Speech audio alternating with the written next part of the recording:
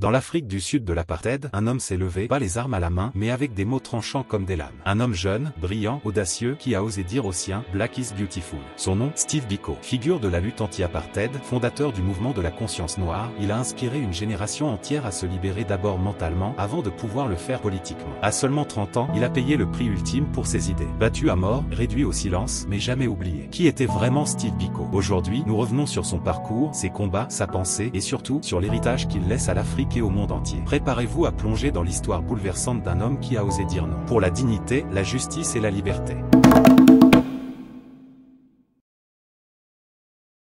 Stephen Bantu Biko voit le jour le 18 décembre 1946, dans une Afrique du Sud déjà profondément fracturée par le système de l'apartheid.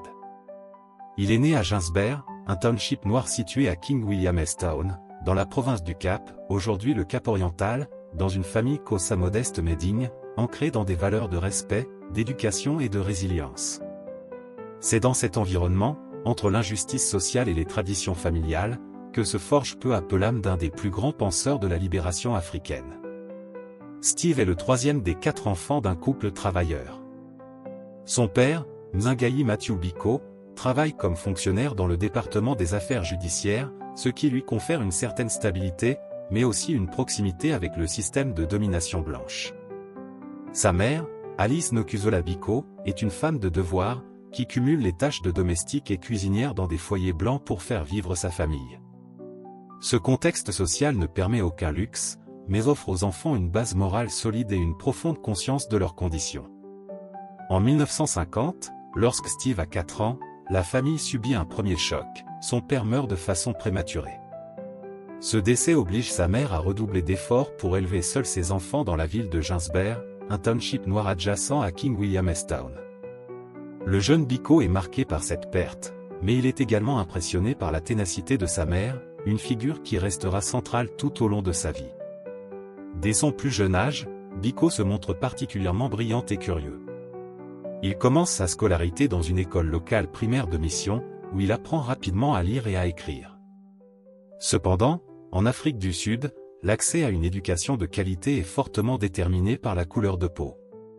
En 1953, la loi dite de « Bantu Éducation », imposée par le gouvernement de l'apartheid, vise à fournir aux Noirs une éducation inférieure destinée à perpétuer leur subordination. Malgré cela, Biko progresse vite. En 1963, il est admis à Lovedale, un prestigieux collège réservé aux Noirs, situé à Alice. Mais l'ombre de la répression politique y est omniprésente. Son frère aîné, Kaya Biko, est arrêté pour ses liens avec le Congrès panafricain d'Azani, PAC, un mouvement politique opposé à l'apartheid. À cause de cette affiliation familiale jugée subversive, Steve est expulsé de Lovedale, bien qu'aucune preuve directe ne soit avancée contre lui. Cette injustice le blesse profondément. Pour la première fois, il fait l'expérience directe de ce que signifie être condamné pour ses idées ou celles de sa famille, sans procès, sans défense. Mais plutôt que de s'effondrer, il se redresse. C'est aussi dans cette humiliation que commence à s'enraciner la grande conscience politique de Biko. Après son expulsion, Steve est transféré à St. Francis College, une école catholique dirigée par des missionnaires à Mariannhill, près de Durban. Ce nouvel établissement lui offre un environnement plus libre intellectuellement et un cadre propice à la réflexion. C'est là qu'il commence à lire abondamment, développant une culture générale étendue. Il s'intéresse à la théologie, à la philosophie, mais surtout à l'histoire des peuples opprimés. Il découvre les figures de Mahatma Gandhi, Kwame Nkrumah, Frantz Fanon, mais aussi les luttes des Noirs aux États-Unis, notamment les écrits de Malcolm X et de Martin Luther King Jr. Ces lectures renforcent sa perception du racisme non comme une déviance individuelle, mais comme un système politique structuré et intériorisé, contre lequel il faut mener une lutte consciente. C'est aussi à Saint Francis qu'il commence à prendre la parole devant les autres élèves, à débattre, à remettre en cause le silence de certains prêtres face à l'injustice, et à incarner un leadership intellectuel naissant. Très tôt, ses camarades le respectent pour son charisme calme et sa capacité à penser en profondeur. Il pose des questions dérangeantes, il dénonce le racisme des manuels scolaires, et il commence à rêver d'une Afrique du Sud où les Noirs pourraient penser par eux-mêmes. En 1966, à l'âge de 19 ans, Steve est admis à la University of Natal Medical School, à Durban. Cette faculté, bien que réservé aux Noirs, fonctionne dans une atmosphère de surveillance constante. Durban, dans les années 60, est un carrefour bouillonnant d'idées, de résistance et de tensions raciales. Le campus de Wentworth, réservé aux Noirs, devient pour Biko une arène d'apprentissage bien au-delà de la médecine. Il y découvre les contradictions du système éducatif sous l'apartheid, et surtout, il entre en contact avec les débats autour de la condition noire. Intellectuellement brillant, doté d'un esprit critique et d'un charisme naturel, Biko se distingue rapidement dans les cercles étudiants. Mais il est aussi lucide, les structures traditionnelles de contestation sont trop souvent dominées par des voix blanches libérales, bien intentionnées mais parfois déconnectées de la réalité noire. Il s'implique d'abord dans la NUSA, National Union of South African Students, un syndicat étudiant se réclamant non racial. Cependant, cette organisation reste dirigée essentiellement par des étudiants blancs, et les préoccupations spécifiques des Noirs y sont souvent marginalisées. Biko assiste à une réunion où les étudiants noirs sont logés séparément et traités différemment. Pour lui, c'est une rupture symbolique, même dans les espaces qui se disent ouverts, l'égalité n'est qu'un leurre. De cette frustration collective émerge une idée nouvelle, celle d'une organisation entièrement noire, qui représenterait réellement les intérêts, les expériences et les aspirations des étudiants noirs. En 1968, Steve Biko devient le principal artisan de la fondation du South African Student Organisation, SASO, officiellement créée en juillet 1969.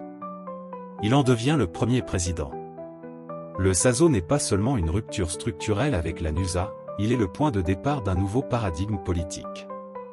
Biko y introduit une philosophie inédite en Afrique du Sud, celle de la conscience noire, Black Consciousness.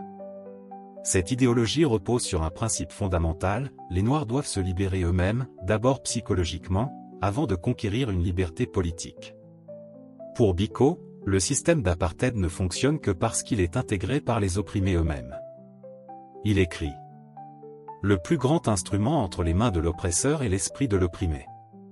Par cette phrase devenue célèbre, il pointe la nécessité d'un changement intérieur. Tant que les Noirs accepteront la vision d'eux-mêmes imposée par les Blancs, ils ne pourront s'émanciper. Il faut redéfinir l'identité noire, retrouver la fierté, la dignité, l'humanité. À travers le SASO, Biko commence à diffuser ses idées via des conférences, des brochures, des publications et des discours passionnés. Il incite les Noirs à refuser le rôle de victime, à s'organiser eux-mêmes, à ne plus quémander leur liberté mais à l'exiger avec calme et fermeté. Il oppose à la passivité de certains leaders noirs une philosophie d'action et de réappropriation. Ses écrits, souvent rassemblés plus tard dans son ouvrage posthume « He Write What He Like », frappent par leur clarté, leur ironie mordante et leur vision politique affûtée. Il critique non seulement le gouvernement blanc, mais aussi les libéraux blancs qui pensent pouvoir diriger la lutte à la place des Noirs. Il dénonce aussi les églises chrétiennes qui, selon lui, prêchent la soumission au lieu de se dresser contre l'injustice. Pour Biko, le combat ne se résume pas à revendiquer des droits, mais à reconstruire l'âme noire, abîmée par des siècles de domination, d'humiliation et d'effacement. Il veut que les Noirs reprennent la parole, leur parole, et ne s'excusent plus d'exister. Sous sa direction, le SASO devient un véritable ferme de mobilisation. Mais Biko ne se limite pas aux mots. Avec ses camarades, il lance des projets communautaires concrets dans les domaines de la santé, de l'éducation et de l'autosuffisance. Il participe à la création de cliniques gratuites, de jardins communautaires, de programmes d'alphabétisation. Il veut prouver que les Noirs peuvent créer des solutions, sans attendre l'approbation ni l'aide des structures blanches. En parallèle, Biko cherche à fédérer les organisations noires autour d'une même vision. En 1972, il joue un rôle clé dans la création de la Black People's Convention, BPC, un regroupement de mouvements noirs partageant la philosophie de la conscience noire. Ce réseau vise à renforcer l'unité politique noire face à un régime toujours plus oppressif. Évidemment, un tel dynamisme attire l'attention des autorités sud-africaines. Dès 1972, Steve Biko devient étroitement surveillé par les services de sécurité. Pour le pouvoir blanc, il incarne un danger bien plus grand que les militants classiques. Il n'appelle pas à la guerre, mais à la dignité. Il ne réclame pas des droits au nom des Blancs, mais au nom des Noirs eux-mêmes. Sa pensée est subversive, car elle remet en cause l'ordre moral sur lequel repose l'apartheid. Ses déplacements, ses discours, ses réunions sont observés de près. la section de sécurité de la police sud-africaine commence à rassembler des dossiers sur lui. En privé, des ministres parlent de lui comme d'un agitateur à neutraliser. Mais Biko, conscient de cette surveillance, continue son action, imperturbable.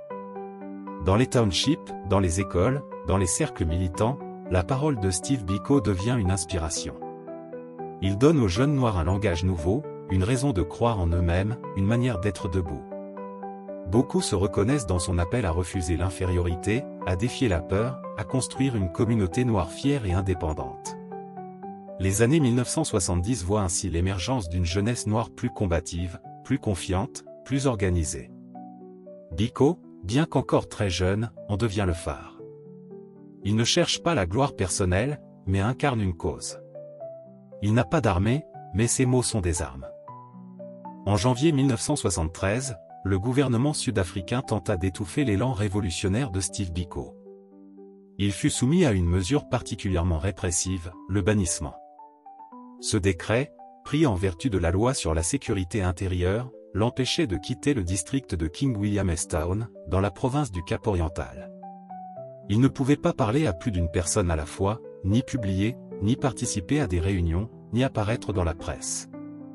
Ce bannissement marquait le début d'une période de surveillance constante, d'isolement, mais aussi d'une radicalisation silencieuse de la lutte que Biko incarnait. Malgré cet isolement administratif, Steve Biko n'était pas réduit au silence. Bien qu'il ne puisse plus s'exprimer librement dans les cercles militants, il trouva des voies alternatives pour poursuivre son combat idéologique. À Ginsberg, une banlieue noire de King Williamstown, il établit un centre communautaire appelé le Zimmel Trust Fund et une clinique de santé indépendante avec l'aide de collègues et partisans du mouvement. Loin d'être une retraite, cette période de bannissement vit Biko approfondir ses réflexions sur l'émancipation des Noirs et renforcer son influence, même depuis l'ombre.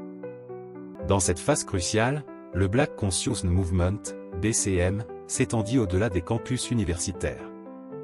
Bien que de nombreux leaders du mouvement aient également été bannis ou arrêtés, les idées semées par Biko avaient déjà germé dans les esprits d'une jeunesse frustrée par l'humiliation quotidienne de l'apartheid. Le BCM infusait un esprit de résistance dans les écoles, les églises et les quartiers. Biko continuait à inspirer cette jeunesse. Son insistance sur la nécessité de retrouver la fierté noire, de se débarrasser du complexe d'infériorité inculqué par le colonialisme et le racisme, portait ses fruits. Il affirmait, le plus grand instrument aux mains de l'oppresseur est l'esprit de l'opprimé. Il fallait d'abord une libération psychologique pour espérer une libération politique. Le BCM devenait ainsi autant un mouvement politique qu'une révolution spirituelle. Il est aussi important de souligner qu'à cette époque, Biko entretenait des contacts discrets avec d'autres mouvements de libération, notamment l'ANC, African National Congress, et le PAC, Pan-Africanist Congress, bien que le BCM ait souvent été vu comme autonome et parfois en désaccord avec les stratégies des autres organisations. Le bannissement n'avait donc pas freiné son influence, mais avait plutôt renforcé la symbolique de son engagement. Durant ces années de bannissement, Steve Biko était constamment harcelé par la police. Ses allées et venues étaient suivies, ses visiteurs interrogés, son courrier intercepté. Malgré cela, il restait en lien avec des journalistes sud-africains et étrangers, notamment Donald Woods, rédacteur en chef du journal Daily Dispatch. Woods, initialement sceptique vis-à-vis du BCM, changea d'avis après plusieurs discussions avec Biko. Il devint l'un de ses principaux soutiens dans la presse blanche sud-africaine. Ce lien entre Biko et Woods fut essentiel pour transmettre au monde extérieur les idées du BCM. Grâce à leurs échanges, une partie de l'opinion publique blanche progressiste commença à voir Steve Biko non comme un extrémiste dangereux, mais comme un penseur brillant, un militant non violent, et un homme d'une profonde humanité. Cependant, ce rapprochement inquiétait les autorités sud-africaines. Elles redoutaient que le message de Biko, transmis au-delà de la communauté noire, commence à fissurer l'unité idéologique du régime. En 1976, une explosion secoua la conscience nationale, le soulèvement de Soweto. Le gouvernement avait imposé l'usage de l'afrikaans comme langue d'enseignement dans les écoles pour noirs, une décision perçue comme une nouvelle tentative d'asservissement culturel. Inspirés par la pensée du Black Conscious, les élèves de Soweto protestèrent massivement. La répression fut brutale. Des centaines de jeunes furent tués. L'image de Hector Pieterson, jeune garçon abattu par la police, devint le symbole de cette révolte. Bien que Steve Biko ne fût pas à l'origine directe de cette manifestation, son influence sur la jeunesse contestataire était indéniable.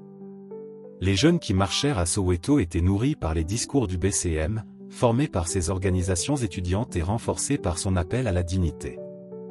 La répression qui suivit fut impitoyable. Le régime intensifia la chasse aux militants.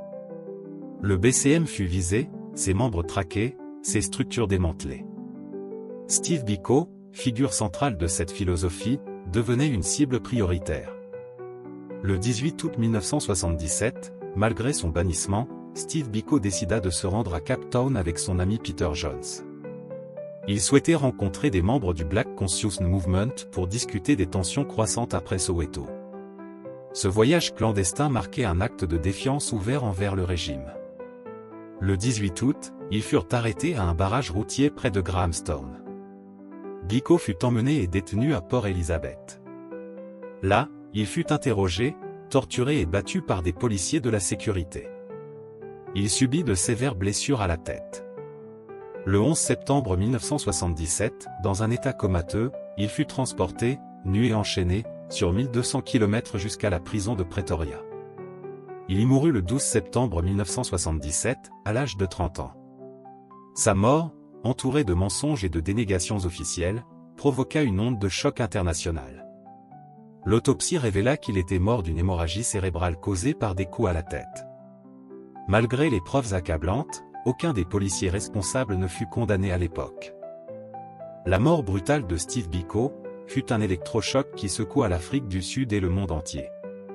Cet homme de 30 ans, interdit de parole et de mouvement par l'État, fut assassiné dans des conditions atroces, devenant ainsi un symbole mondial de la lutte contre l'apartheid. Mais si les autorités avaient espéré éteindre une voix, elles déclenchèrent malgré elles un écho immense et durable. Officiellement, Steve Biko était mort des suites d'une grève de la faim. C'est la version initialement fournie par les autorités sud-africaines. Mais la vérité fut bientôt mise au jour, en grande partie grâce au courage du journaliste blanc Donald Woods, ami personnel de Biko et rédacteur en chef du Daily Dispatch. Choqué par le traitement inhumain réservé à son ami, Woods décida de mener sa propre enquête. Il prit en photo le corps meurtri de Biko dans la morgue, constatant les lésions cérébrales, les ecchymoses et les signes de torture. Donald Woods fut rapidement placé sous bannissement à son tour, comme beaucoup d'autres figures critiques du régime. Mais, déterminé, il s'enfuit du pays, déguisé en prêtre, et parvint à publier à l'étranger les preuves accablantes de la brutalité policière. Son livre, Biko, fut l'un des premiers documents largement diffusés dans le monde occidental qui exposait l'appareil répressif du régime d'apartheid. Le scandale international éclata, la mort de Biko devint un tournant dans la perception mondiale du régime sud-africain. Les funérailles de Steve Biko, le 25 septembre 1977 à King Williamstown, furent un événement massif. Près de 20 000 personnes s'y rassemblèrent, malgré la menace policière. Des figures importantes de la lutte anti-apartheid comme Manfla Ramphele, sa compagne de cœur et mère de l'un de ses enfants, y assistèrent. Le chant, les prières et les cris de colère se mêlèrent dans une cérémonie d'adieu à un leader devenu martyr. La police sud-africaine tenta d'étouffer l'événement, mais elle ne put contenir l'ampleur émotionnelle et politique de cette mobilisation. Biko fut enterré avec les honneurs populaires, mais son souvenir devint rapidement un flambeau dans la lutte pour la liberté. À la suite de sa mort, une enquête judiciaire fut ouverte, fortement médiatisée. Les 5 policiers impliqués dans son arrestation et son interrogatoire affirmèrent que Biko avait été violent et qu'ils avaient dû recourir à la force. Pourtant, leurs déclarations furent contredites par les éléments médicaux et les témoignages ultérieurs. En 1978, l'enquête officielle conclut à une mort accidentelle à la suite de blessures auto-infligées, une version jugée peu crédible par les observateurs internationaux. Aucun des policiers n'était inculpé. Il fallut attendre la fin de l'apartheid pour qu'un processus de vérité et de réconciliation soit mis en place. En 1997, les 5 policiers avouèrent sous serment devant la commission Vérité et Réconciliation avoir causé la mort de Biko sous la torture, mais leur demande d'amnistie fut rejetée. Toutefois, aucune condamnation pénale ne fut jamais prononcée. Le nom de Steve Biko devint rapidement un étendard dans toute l'Afrique du Sud. Son concept de « Black Consciousness » ou « conscience noire » continua d'inspirer les générations suivantes. Ce mouvement, bien plus qu'une simple philosophie, avait redonné fierté, dignité et autonomie à une population brisée par la domination blanche. L'idée selon laquelle l'arme la plus puissante de l'oppresseur est l'esprit de l'opprimé demeura au cœur des mobilisations futures. En 1978, le Steve Biko Foundation Trust fut créé pour perpétuer sa mémoire et ses idéaux. Plus tard, la Steve Biko Foundation, fondée en 1998, mit en œuvre des programmes éducatifs, culturels et de recherche pour renforcer la conscience noire dans l'Afrique du Sud post-apartheid. Avec la chute du régime d'apartheid en 1994, Steve Biko fut officiellement reconnu comme héros national. Des rues, des hôpitaux, des universités et des bâtiments publics furent rebaptisés en son honneur. Parmi les hommages les plus significatifs, le Steve Biko Academic Hospital à Pretoria, l'un des plus grands du pays. L'université de Limpopo a renommé un de ses campus en Steve Biko Campus. Le pont Steve Biko à East London. De nombreux mémoriaux érigés à King Williamstown, sa ville natale. À l'échelle internationale, plusieurs artistes, écrivains et musiciens ont célébré sa vie et son combat. Le chanteur britannique Peter Gabriel composa en 1980 la chanson Biko, devenue un hymne mondial contre le racisme. Des personnalités comme Nelson Mandela ou Desmond Tutu ont régulièrement salué la profondeur intellectuelle et la bravoure de Steve Biko. Aujourd'hui encore, Steve Biko reste une figure majeure de la libération africaine. Il incarne un combat unique, celui de la libération de l'esprit comme préalable à la libération politique. Son héritage dépasse les frontières sud-africaines, il est étudié dans les universités du monde entier, inspirant les luttes contre toutes les formes de domination et d'aliénation. En 2012, à l'occasion du 35e anniversaire de sa mort, le président sud-africain Jacob Zuma déclara: Steve Biko n'a pas seulement libéré la conscience des Noirs, il a aussi réveillé les consciences du monde. Steve Biko n'était pas un combattant armé. Il n'a jamais pris les armes. Mais il a mené l'une des luttes les plus puissantes et les plus radicales contre l'apartheid, celle de la pensée, de la dignité et de la fierté retrouvée. Sa mort prématurée n'a fait qu'amplifier la force de son message. Et aujourd'hui encore, dans les rues d'Afrique du Sud, dans les livres, les chansons, les débats, le nom de Biko continue de vivre. Il est la preuve que, même face à la terreur d'un système, la conscience est une arme que nul régime ne peut désarmer. Et vous, que retenez-vous de Steve Biko après avoir découvert son parcours? Était-il un simple militant politique ou une véritable voix prophétique pour toute l'Afrique? Son héritage résonne-t-il encore dans les luttes d'aujourd'hui? Dites-nous ce que vous en pensez dans les commentaires. On veut vraiment lire vos réflexions et échanger avec vous. Si cette vidéo vous a appris quelque chose, pensez à liker, à partager autour de vous, et surtout à vous abonner à la chaîne Légendes et Vérités pour ne rien rater des prochaines histoires puissantes, parfois oubliées, souvent bouleversantes, de notre continent. Et surtout, ne vous arrêtez pas là. Plongez dans les récits déjà disponibles sur la chaîne, des autres figures qui ont défié l'ordre établi au nom de la liberté et de la dignité. Ces histoires ne sont pas du passé, elles éclairent notre présent et dessinent notre avenir. Merci d'avoir regardé, merci de faire vivre cette mémoire. À très bientôt pour un nouveau voyage au cœur des légendes africaines, et des vérités trop longtemps étouffées.